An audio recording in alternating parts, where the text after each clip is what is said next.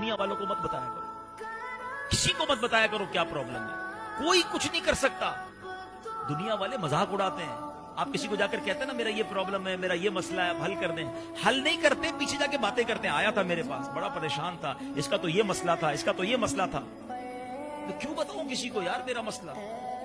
جس رب کائنات نے مسئلہ حل کرنا ہے، جو مسبب الاسباب ہے، جو شافع الامراض ہے، جو دنیا کو نواز رہا ہے، بیٹھ جاؤ نا اس کے گھر میں۔ آ گیا ہوں یا اللہ تیرے گھر میں، پریشان ہوں، تھک گیا ہوں مولا، دنیا بھر کے دھکے کھا لیے، مسئلہ حل نہیں ہوا کریم، اب تیرے گھر میں آ کر بیٹھ گیا ہوں، اور تو میری ماں سے زیادہ مجھے چاہنے والا ہے۔ اے اللہ بس میری جھولی بھر دے، باتیں کرو اللہ سے، دل کی باتیں کرو۔ بیمار ہوں اے اللہ، علاج نہیں ہو رہا، اے اللہ پیسے بھی نہیں ہے علاج کے، اے مالک مدینے جانا ہے اس کے لیے بھی پیسے نہیں ہیں، لوگ جا رہے ہیں میں اکیلا رہ جاتا ہوں، اے اللہ تو قریب ہے، مجھے بھی مکے مدینے دکھا دے۔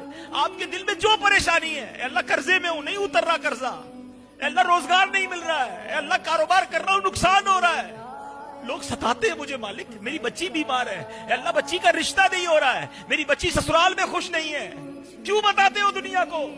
اس قریب کے گھر میں کیوں نہیں آ کر بیٹھ جاتے جو خود فرماتا ہے ادعونی استجب لکم، مانگو میں تمہیں عطا کروں گا۔ دنیا والے مذاق اڑاتے ہیں ہمارا، ہم ان کے دھکے کھاتے ہیں، اور جو وہ اپنی رحمت کا دروازہ بند نہیں فرماتا۔